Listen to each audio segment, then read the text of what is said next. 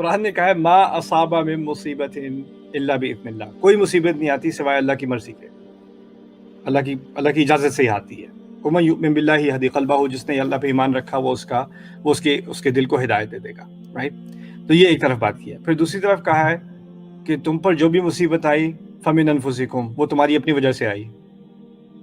تو دو متضاد باتیں کی جا رہی ہیں۔ ایک کہا جا رہا ہے جو مصیبت آتی ہے اللہ کی طرف سے آتی ہے، دوسری طرف کہا جا رہا ہے جو مصیبت آئی تمہاری وجہ سے آئی، تمہاری اپنی وجہ سے آئی۔ لیکن قرآن کی باتوں کو سیاق سے سمجھے بغیر بات لگتا ہے متضاد ہو رہی ہے۔ سیاق سمجھ میں آ جائے تو بات سمجھ میں آ جاتی ہے۔ اللہ تعالیٰ نے کہا ہے کچھ مصیبتیں ایسی ہیں جس پہ ہمارا کوئی کنٹرول نہیں۔ کچھ مصیبتیں ہیں جیسے موسم ہے، طوفان آ گیا، طوفان پہ انسان کا کوئی کنٹرول نہیں۔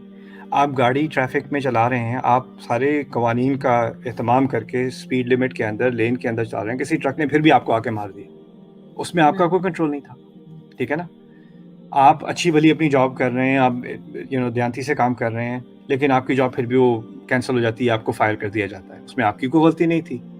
کچھ چیزوں میں کچھ مصیبتیں ایسی ہوتی ہیں جس میں آپ کا سرے سے کوئی عمل دخل نہیں ہوتا، لیکن وہ آپ پر آ جاتی ہیں۔ جیسے کسی کا برتھ ڈیفیکٹ ہوتا ہے، یا کسی کی پریگننسی فیل ہو جاتی ہے، مس کیریج ہو جاتی ہے، اور چیزیں ہو جاتی ہیں دنیا میں، صحت کے حساب سے، فیملی لائف کے حساب سے ہو جاتی ہیں جو ہمارے کنٹرول سے باہر ہیں۔ ان مصیبتوں کے بارے میں اللہ تعالیٰ نے کہا ہے کہ تم پہ جو بھی مصیبت آئی وہ اللہ تعالیٰ کی طرف سے آئی، اور یہ تمہیں ہی ٹارگٹ کرنی تھی۔ یا اصابہ کا لفظ عربی میں استعمال ہوتا ہے جب تیر ٹارگٹ کو ٹھیک طریقے صحیح موقع پہ لگے، صحیح نشانے پہ لگے، یعنی یہ جو مصیبت آنی تھی یہ کسی اور کو کبھی نہیں آنی تھی، یہ صرف تمہیں ہی آنی تھی، اور اس کو تمہارے لیے خاص ہٹ کرنے کے لیے اللہ تعالیٰ نے بنایا گیا تھا، اور اس سے تمہارے ایمان کا امتحان تھا۔ وہ ایک درس ہے۔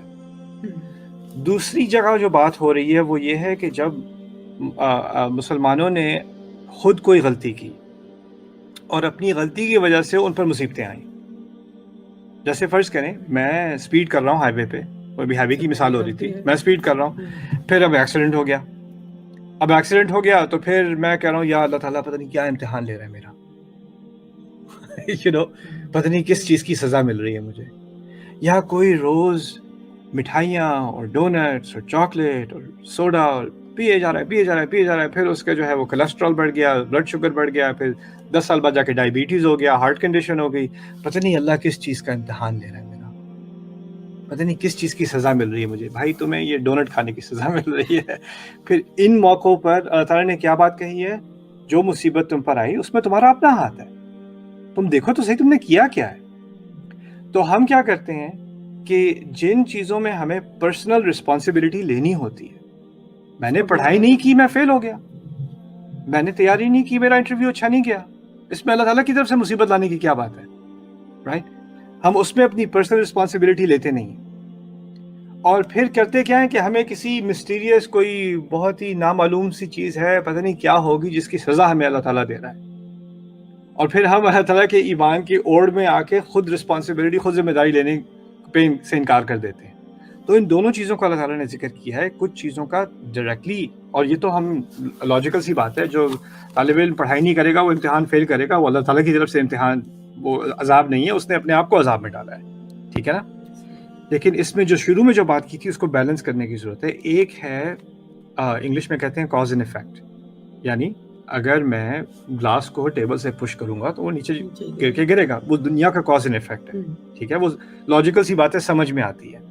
لیکن ایک کاز اور افیکٹ ہے جس کا غیبی دنیا سے تعلق ہے، اور وہ شروع میں ہم نے بات کی تھی۔ اگر آپ کسی کا دل دکھائیں گے اس کو کمتری کا احساس دلانے کے لیے، تو اس چیز کا غیب میں ایک افیکٹ ہوگا، اور ہو سکتا ہے کہ اس کا افیکٹ بعد میں جا کر ہو کہ آپ کی جاب چلی جائے، ہو سکتا ہے کہ آپ کا بزنس فیل ہو جائے، اس کا آپ کی بزنس انویسٹمنٹ سے تعلق نہیں ہوگا، شاید اس کا آپ کی آپ کی کوالیفیکیشن سے تعلق نہیں ہوگا، شاید اس چیز کا تعلق کسی روحانی چیز سے، روحانی کرائم سے ہے۔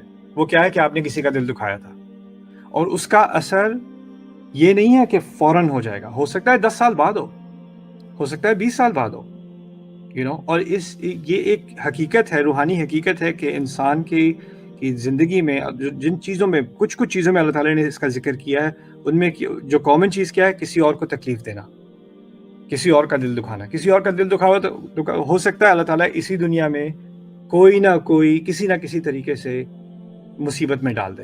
لیکن وہ مصیبت بھی اس کو میں پھر بھی اس کو عذاب نہیں کہتا, کیونکہ اوور آل پرنسپل کیا ہے قرآن کا کہ دنیا کی ساری صورتحال امتحان ہے, اور اگر مشکل امتحان میں ڈالا بھی ہے تو وہ بھی ہمیں سیدھا کرنے کے لیے, وہ بھی عذاب نہیں, عذاب صرف آخرت میں ہی ہے ایکچولی. اور اس عذاب کا اس دنیا کا جو عذاب ہے وہ صرف قوموں پر آتا ہے جب وہ تباہ ہو جاتی ہیں, بالکل برباد ہو جاتی ہیں. تو یہ جو لعنت کی بات کی گئی ہے وہ ہے ایک ایکسیپشن, کہ اگر آپ نے کسی کی عزت کے اوپر آپ نے کسی کی عزت سے کھیلا ہے آپ نے, اور آپ نے اس کے بارے میں بات کی ہے, تو پھر اللہ تعالیٰ کی طرف سے جو لعنت آ رہی ہے وہ اس دنیا میں بھی ہوتی ہے, وہ اس کی ایکسیپشن ہے. لعنوا فی الدنیا والآخرہ.